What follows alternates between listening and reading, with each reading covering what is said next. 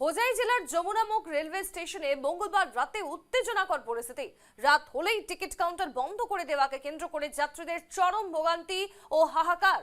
অভিযোগ অনুযায়ী রাতে টিকিট নিতে গিয়ে অনেক যাত্রী কাউন্টারে কোনো কর্মচারীকে পান না, ফলে তারা টিকিট সংগ্রহ করতে পারছেন না।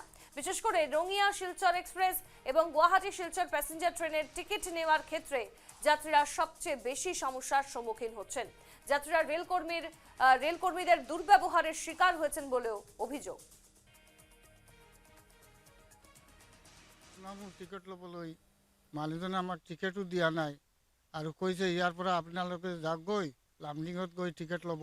আমি কৈছোঁ এনেকুৱা গাড়ীত আমি উঠি কেনেকৈ যাম, গাড়ীখনতে উঠিলেইতো তেতিয়া আমাক ধৰিব। ধৰাৰ পিছতো আমি এইটো বেআইনী হৈছে আমাৰ। ইয়াৰ পিছত এজন মানুহে আমাৰ এই কেইটামান ল'ৰাও আছে ইয়াত ধমকি ধমকি দিছে, আকৌ কৈছে জেলৰ ভাত খাব নেকি আপুনি,